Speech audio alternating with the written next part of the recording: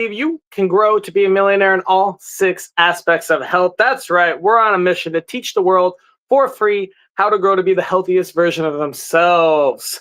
If you have never seen our show before, we are based on the fundamental principle that everyone you meet knows something you don't, and that there's something to be learned from everyone in this big, beautiful world.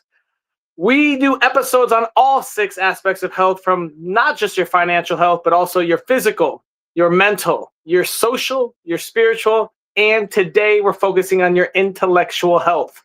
Our topic is artificial intelligence, how to improve your intellectual health with artificial intelligence. Woo. In the spirit of authenticity, we do not tell or talk about our tips backstage with our guests. So what you're about to hear is fresh from them, from their own life journey.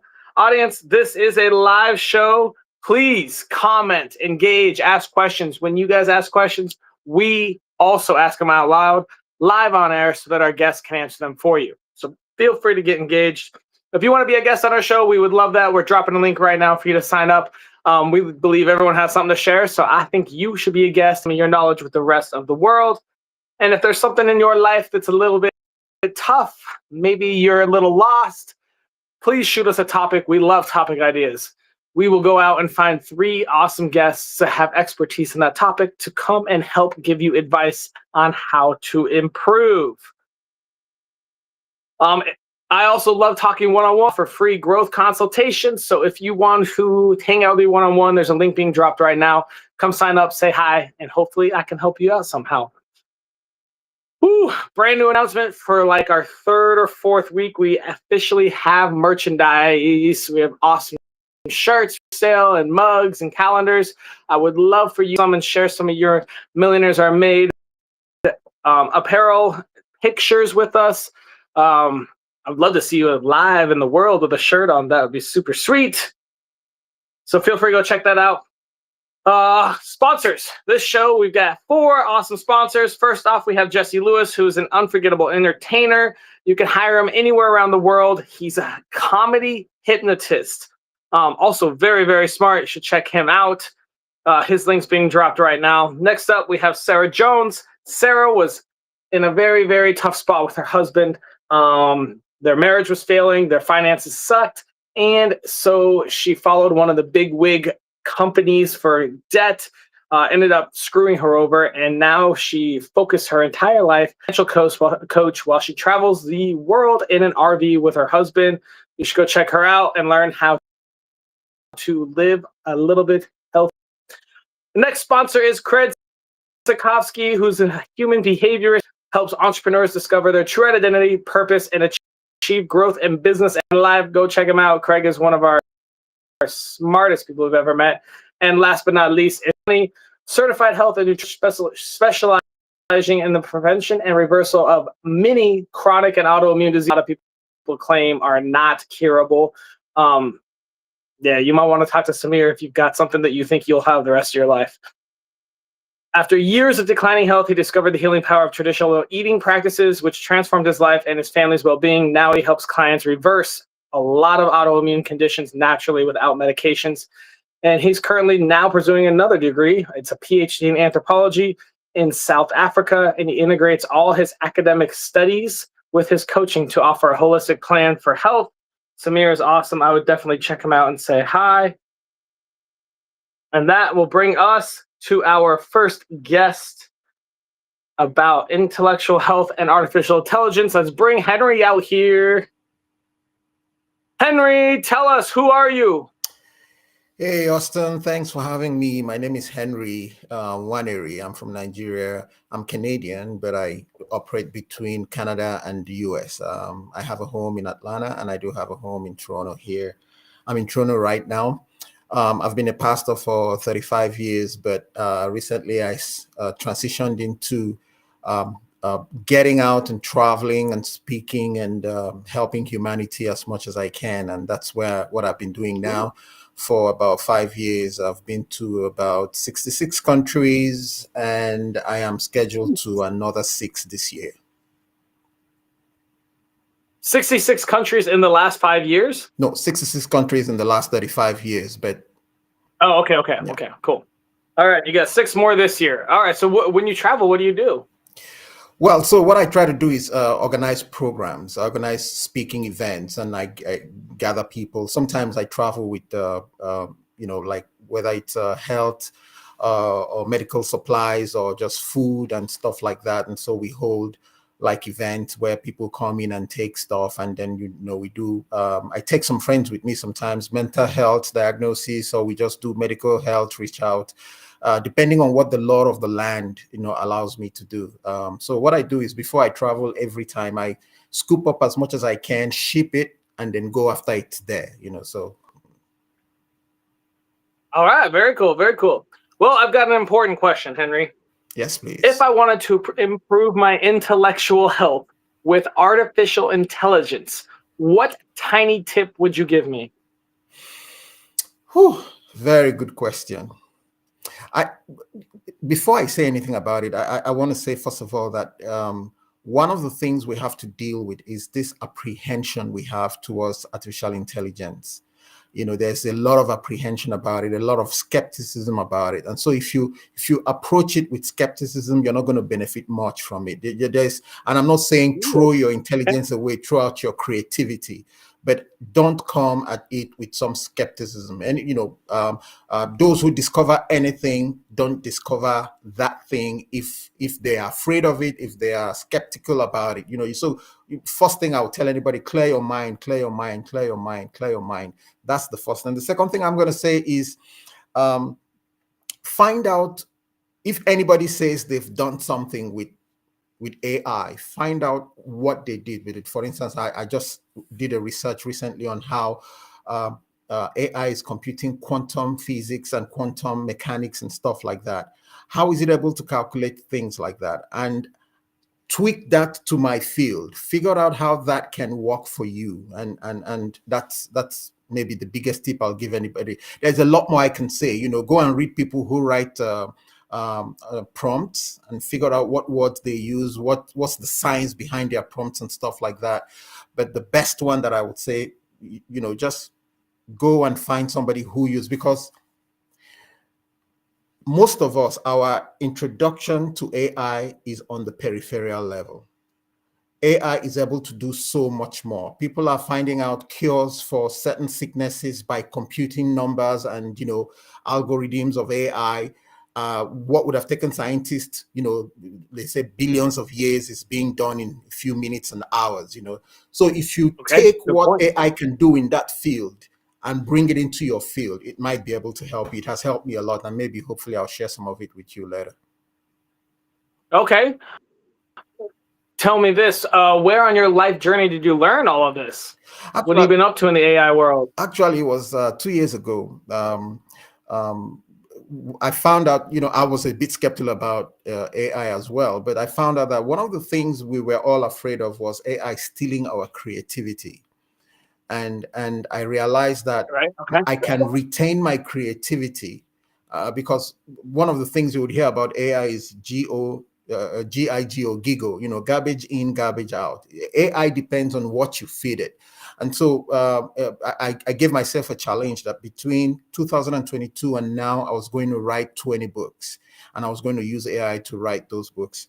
And I concluded that January, on the 7th of January this year. So that's how I learned that, I can't lose my identity. It can't steal my creativity. It can maybe help me fasten up, get faster in everything I do. It can maybe help me get more access to a lot of resources, but my creativity remains mine. And it all started in 2022. Fascinating, fascinating. Well, awesome, Henry. We're gonna move on to our next guest.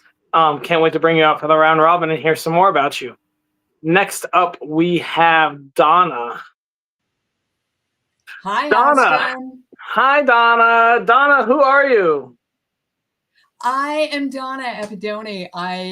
For years, for most of my career, I worked for National Public Radio, a lot of those years in California as a host and interviewer. And a little bit unlike Henry, I transitioned out of live radio into a form of ministry and motivational speaking. I have 2 books. I teach workshops on finding purpose in life. I travel around doing that. I have meditations on Substack if you want to subscribe for free or paid. I work with a couple of boards in our area. One is national, a National Animal Rescue Board, and a regional major medical center.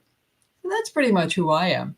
That's pretty much who I am. All right. Well, Donna, I've got a question for you. If I wanted to You do? improve, yeah, you know I do.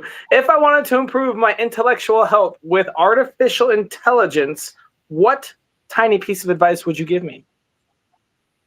Well, I recently talked to someone who uses AI in a big way, but dives in really deep and considers his AI counterpart to be a friend and a collaborator. So I think in order to keep intellectual health, really good mental health, it might be best not to look at AI as a friend or a collaborator, but Okay. assign it in your own mind, give it a little bit different role so that you can use it and use it wisely, but not try to see it as another person in your life.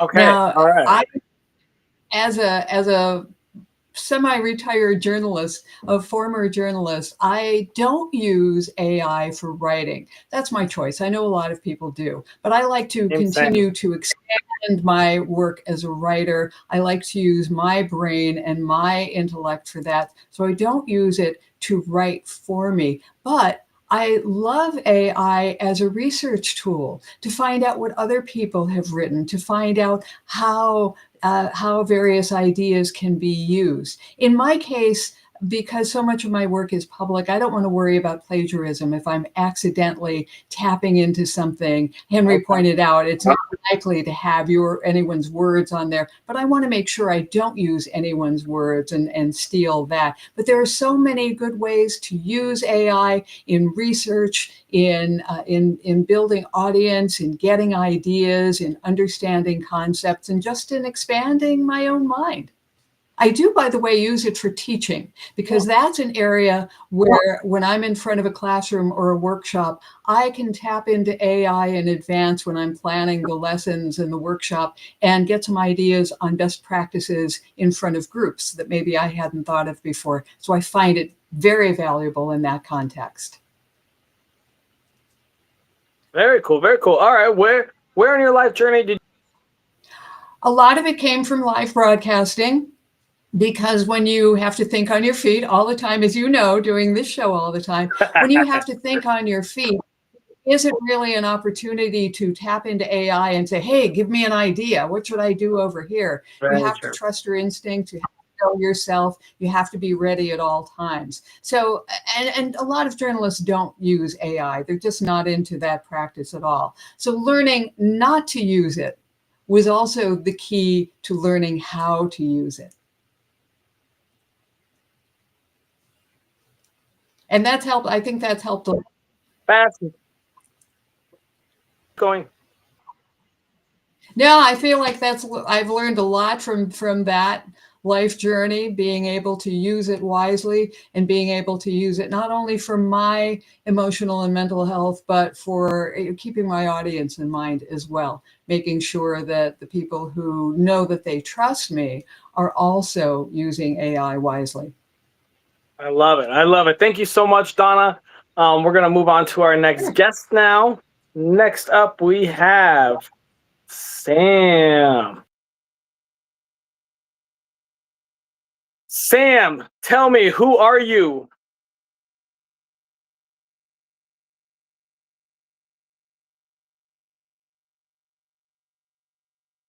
Are you there, Sam?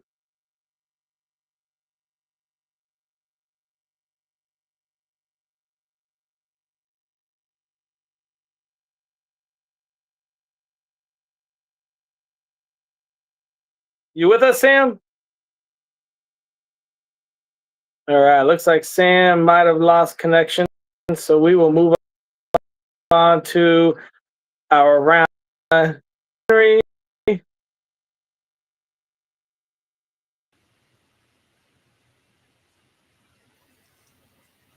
What did I-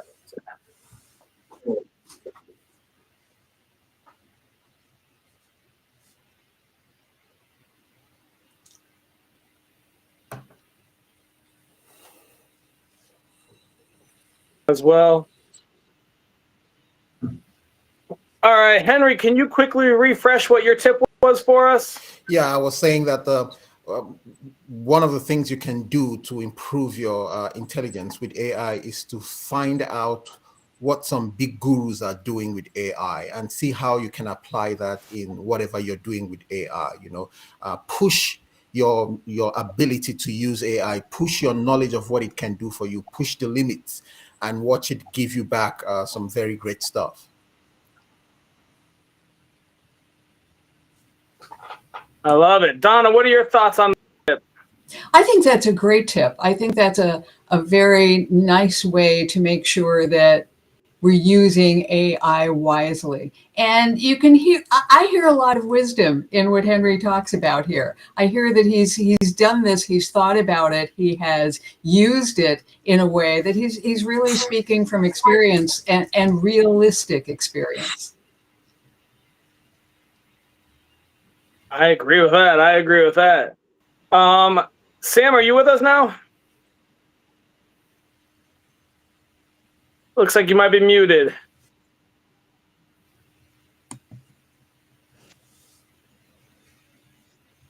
All right. Well, he figures that out. Donna, you want to refresh what your tip was real Can you hear quick? me now? Well, my primary tip is to make sure that we're not accidentally using AI as a friend or a collaborator. It's not a person, it's a tool and a very good reuse in some parts of my life, but not others. And I have to measure that. I have to know where I can use it wisely and where I shouldn't. All right, let's go over that. Where I hope that both of you have different answers. Where do we draw the line? What do we use AI for acceptably, and where do we need to stop and halt AI? Let's have you answer first, Henry. Well, I think that it's healthy to have some form of skepticism about how much AI we should use in our lives. I personally tell myself that my AI prompts should be at least 80% of what I get back. So my AI prompt must be 80% of what I get back. So every prompt that I put into an AI, for instance, all the 20 books I wrote from 2022 to now to this year, all the 20 books, I have my original prompts, and each chapter is 80% of what I want back from AI. That doesn't mean I don't write my own books. One of the things I started doing was checking whether AI could replicate my passion. And I remember so many times I said, I don't like this. I want to sound more passionate. I want to be this. I am a Pentecostal, so maybe Donna will understand what I'm talking about. So I had to kind of program it. Actually, AI would want to learn, who you are, what you want to do, how you want to talk. So I hope that answers you, but I have a lot more I can say about it. For instance, I'll give you one instance and I'll let Donna say something about it. There's something called, I've forgotten the name, but there's a book, a Jewish version of the Bible that you take and you program it, you put some words in, and then it gives you a number. And then you count what is called equidistance. You count words that are in equidistance. So you take it tells you use, let's say, 1,000, and then it starts from, let's say, Genesis chapter 1 verse 1, and then literally counts the letters in the word in the book until the next 1,000. Then it takes the letter that is the 1,001th word letter and adds it. And after that, it creates a statement. I don't know if you've read about it. I think it's called, I'll remember the name before the end. And it's shocking how people are getting a lot of stuff about it. It's online, it's on YouTube. It predicted a lot of things. And so, for instance, one of the studies I did yesterday was when I was reading the Bible, I said, hey, tell me, how many other times does this word occur in the Bible?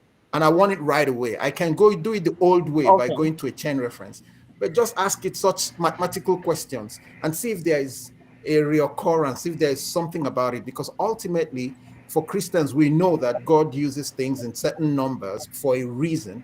And you wouldn't know that until something tells you, oh, look, this has happened 5 times, and tells you all the 5 times, this is the number of times things happened, to show you something. And I don't know if that makes sense to you. Can you hear me? I think I'm on now You are finally. on. You Yeah, are yeah. on. Huh? All right, Sam, Alrighty. tell us what your thoughts on where should we stop using AI, and where is the AI best used to help us live our lives? Well, I'll introduce myself real quickly before I forget. So I'm Sam Mitchell. I run a podcast called Autism Rocks Worlds. It's a podcast about autism and how we cope with daily struggles. And we run a nonprofit with events and speaking engagements. But to answer your question, when it comes to where do we define the line with AI, in my view, you should use it as a brainstorming tool. I have no problem with that. But I wouldn't make it do your work for you. What kind of work? Well, I mean, like schoolwork, work at your job. I wouldn't make it do that. I'm talking about like if it's a job and you are a journalist, for example, we'll just use that, and you're afraid of plagiarizing, I wouldn't use AI. But if you're going to come up with a brainstorm sheet on what ideas you could use for a story on a museum, go for it.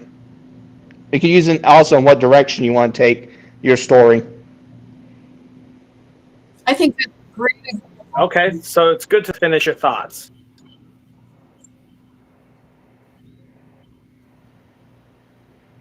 Donna, you want to comment on that? Can you say again? Can you repeat what you just said, Austin? It's good to start your thinking, but not necessary to finish your Yeah, I thoughts. do agree with that. And I agree with Sam. I think in the case of a story about a museum, I would use AI to research the museum. I would find out what other people liked when they were in the museum. I'd want to find out what other people have written as far as news stories about that museum, but I wouldn't have AI write it for me. In my case, I'm always aware that we only use like what 5 or 6% of our brains, and I'm always trying to expand on that and make sure that my brain is healthy, not just intellectual health, but truly uh, mental health, mental capacity.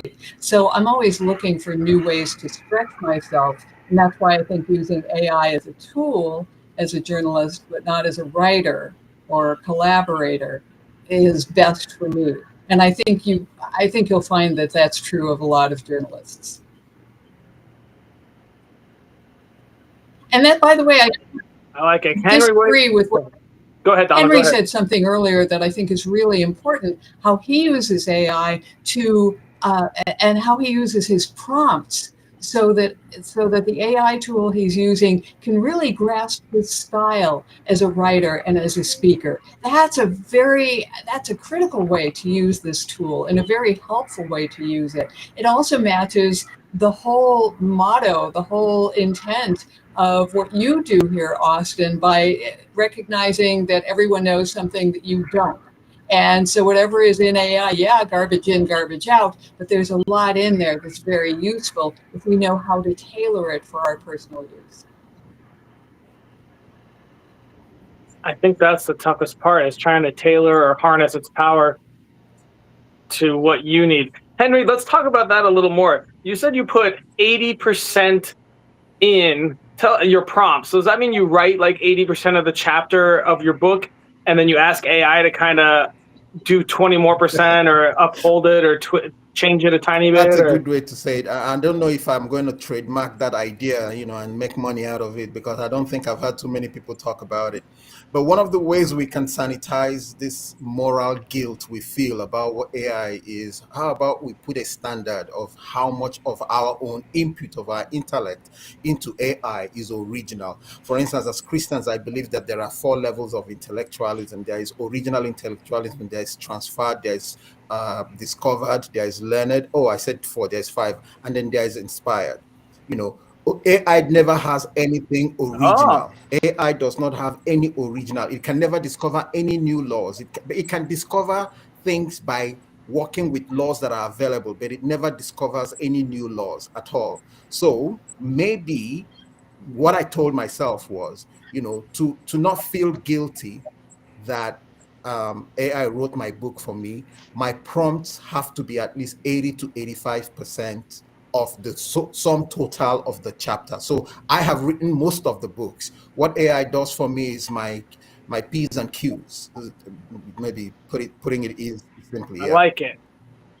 That'd be an interesting thought. I have a good friend that like is fighting for, it's a nonprofit in like Morocco and Europe, Africa, and it's about like the ethical use of Yeah. AI. And there, I mean, obviously, the whole world's never going to agree on Yeah. all of that, but that would be an interesting prospect to say, to limit AI, monitor all the companies and say, whenever AI spits it back out, only 20 or 30 or whatever the number is, a certain percent can be from you. That'd be kind of like, really, AI can organize your thoughts in your chapter, maybe add some grammar.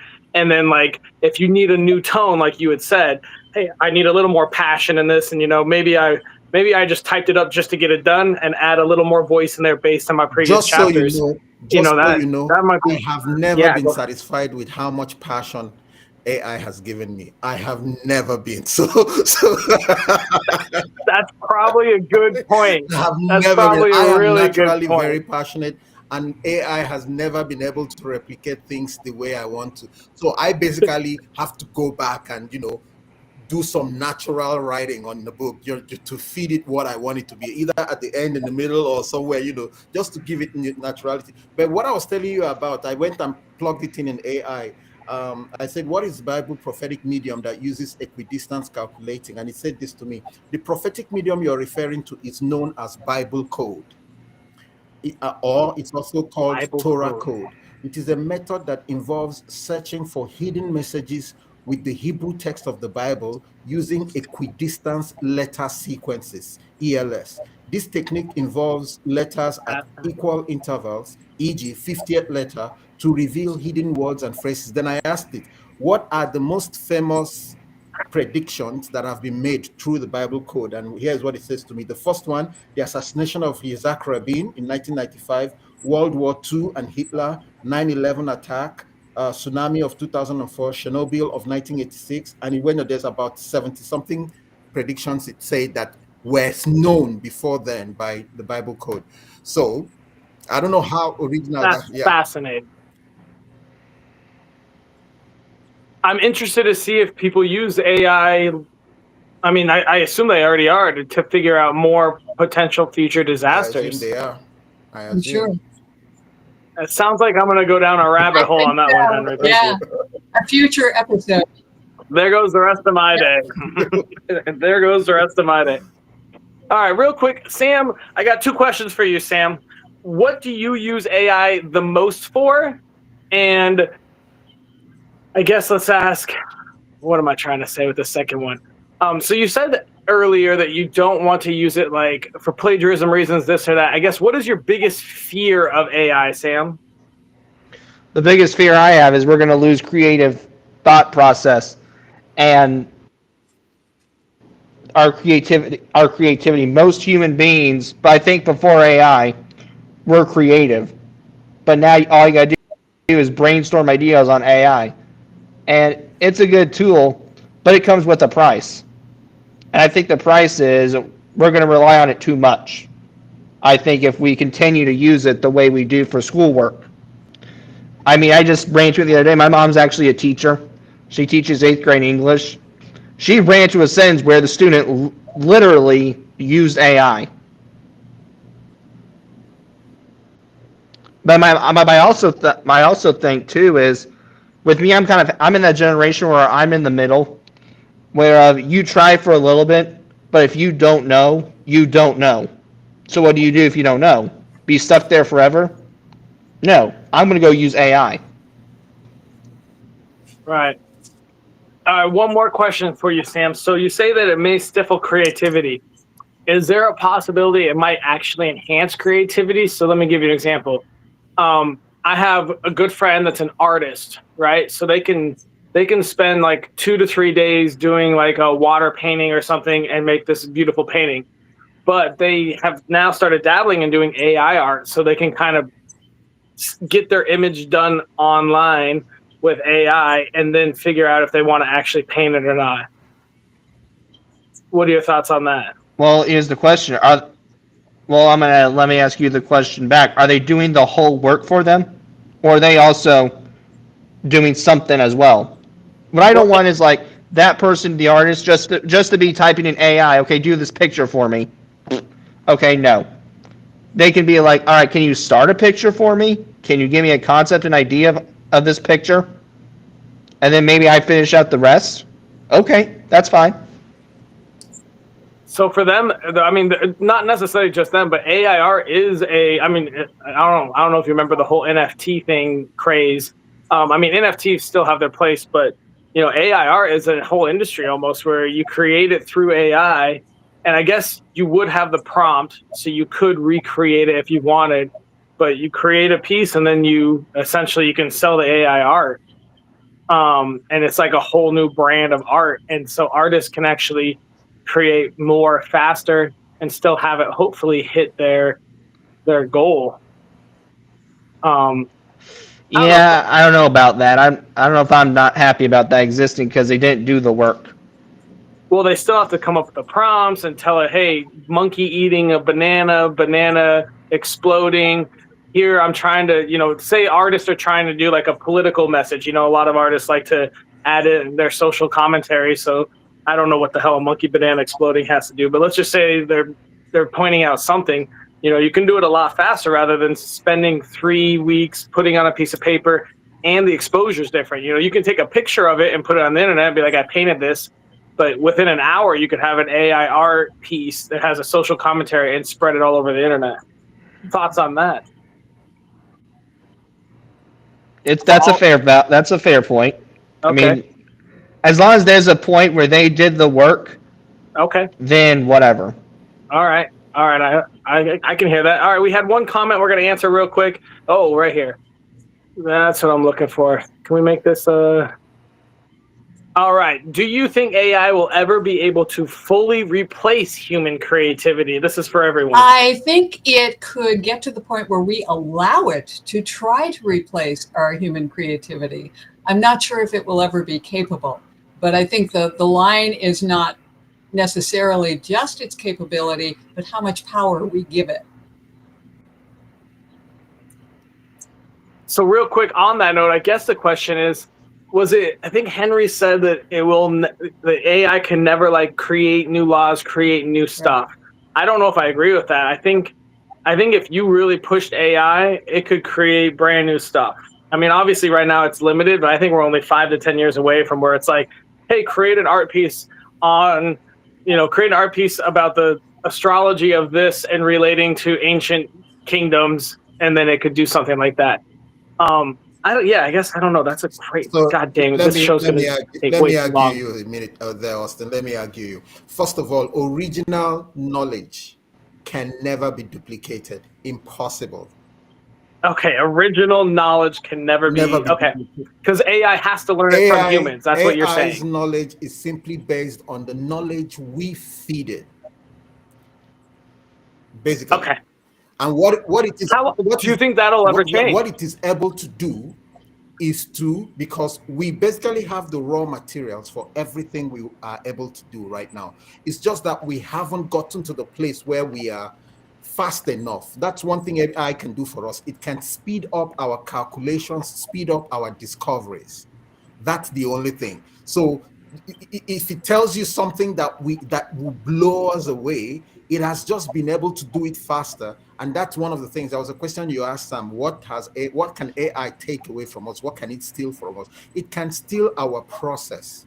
If you've seen this TV show called Genius, they take 5 or 6 geniuses that we've ever known, Albert Einstein, Mozart, and all of these people, and they tell you in 7 episodes, they tell you stories of their lives. And you'd be surprised, like in the first episode, he was already shouting, "Eureka! I see it!" And then a few years later, he discovered a new law that, kind of was on top of that one. That one was wrong. This is the new one that is right.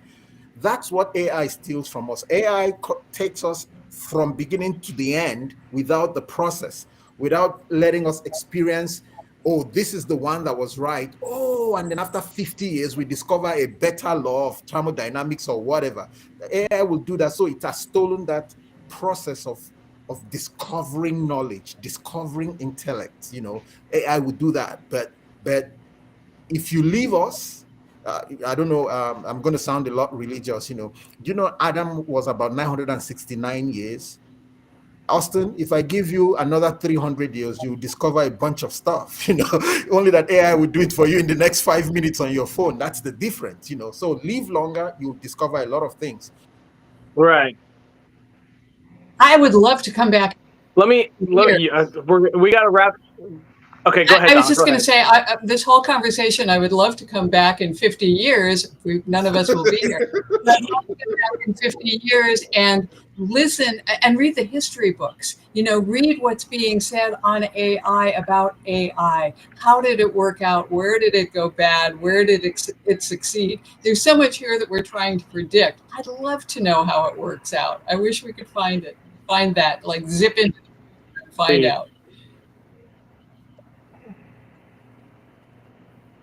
Real quick, Henry, I'm going to go back to Yes, sir. you. Actually, So- can I step in? Can I give my imply on that? Go ahead. If you don't mind, I was going to say I kind of agree with what both of you were saying because, in my opinion, while AI can teach you about history, it can't take away the knowledge on history. I mean, can the AI tell you about the Civil War? Oh, yeah, it can do that probably. But is it going to give you every detail in the book? No. But you know what? Here's something that I'm curious about. Garbage in, garbage out as far as AI goes, right? We've talked about that a little bit. What if AI had the capacity to change what we know about history? What if certain facts or misinformation is fed in? Does it then report a different version of history than what we know so far? I don't have an answer, and I'm not trying to start a conspiracy theory here, but it's one of the things we have to consider. Let me amaze you, Donna. Let me say something. Everyone puts in that we were born in eggs. Let me say something that will make you laugh, Donna. I'll tell Okay. you this. One of the reasons I decided to write a lot of books is, I'll be frank with you, books will be the only immutable medium of pure knowledge in the next years. And I'll be frank. One other thing I do is I study humanity. I study what people say in movies. If you watch a lot of science fiction movies, books become rare in the future. There's this story, movie, The Book of Eli by Denzel Washington, and he's traveling from a long distance protecting one book. That's the last copy of the Bible. He has to take it to California.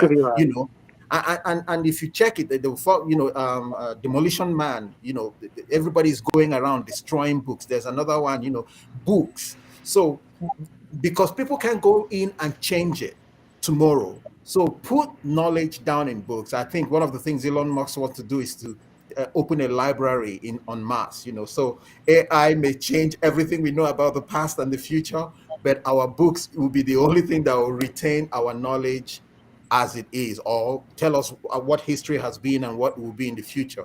But AI will go back. I'll tell you a quick story of something that happened to me.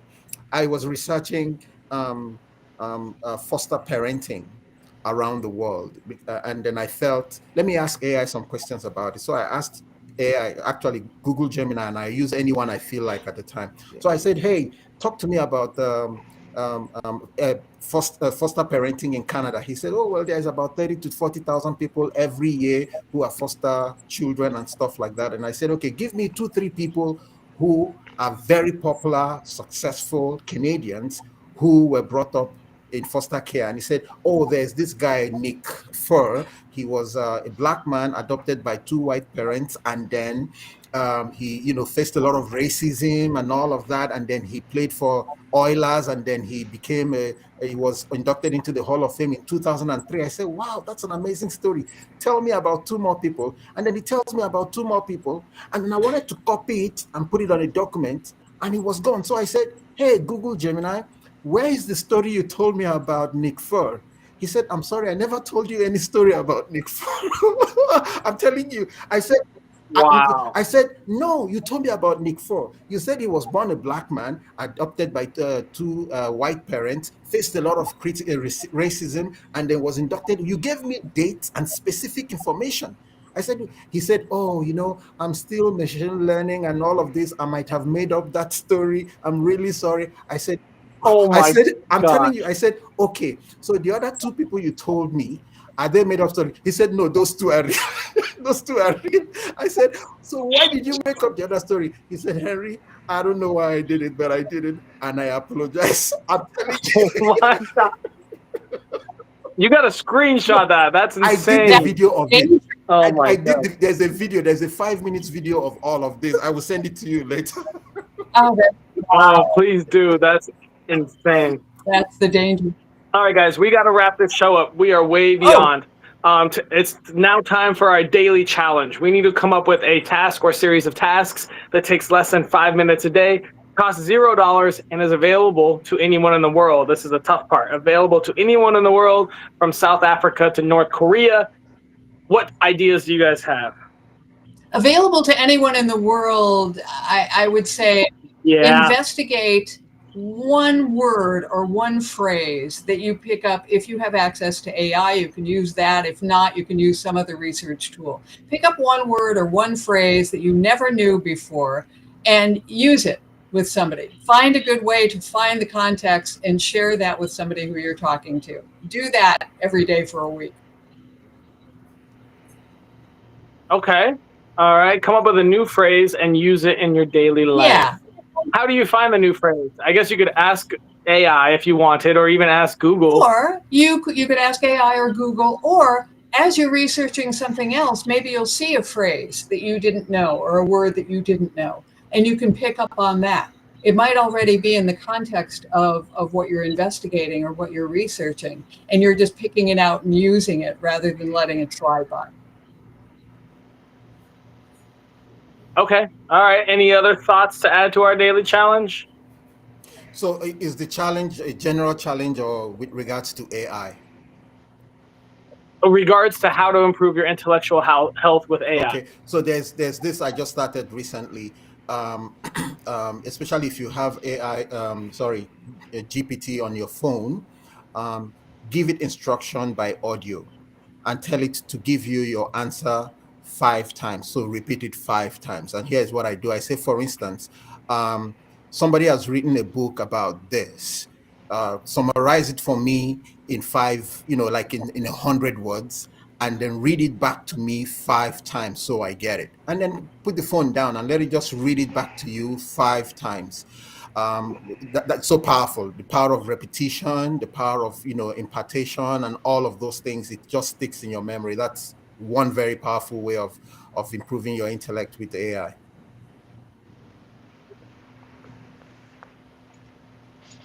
All right. So find a new phrase and have AI repeat out loud back to you. And what do you want to repeat, Henry? Just anything? Well, Any thoughts you have, I Well, guess? you can ask it to repeat. I do a lot of things with it. I can ask it to repeat like a portion of the Bible. I can ask it to summarize a book that I Mm. want to talk about, or my book. Summarize one of my books and say it to me 10 times. Or, for instance, find 5 things in my book that he thinks are things that would help me market the book. And then say it to me, and then just say it 5 times to Ooh. me.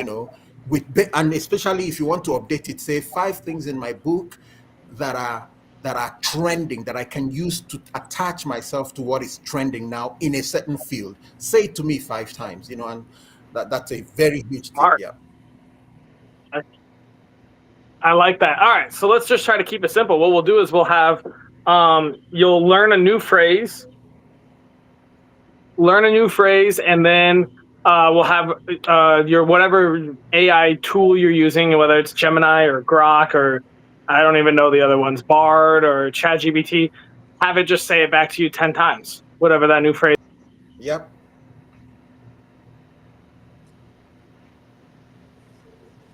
It does sound like a great idea, Henry.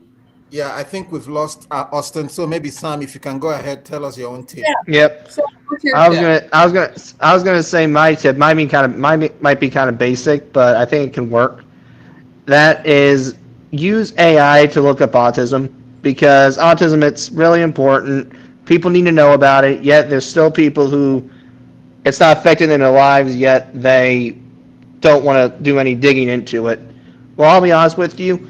AI has done a really good job of explaining autism because I won't lie. I've used AI for brainstorming content with the episodes of my podcast I've done, and some of the stuff I pulled because the way he explained it, it's better than the way I would have explained it. That's a great tip, Sam. Yeah, amazing. It's something we all need to do. Thank you. So we just took over for you while you were missing there. Awesome, guys. Thank you so much. We are the show. Looks like we got our daily challenge, though, so our task is complete. I'm going to put you all backstage and wrap it up. Thank you guys so much for coming out today. And thank you, audience, so much for watching. We've got an awesome daily challenge. Let's learn a new phrase or a new word and have AI repeat it to us and do a little research on autism. Thank you all so much for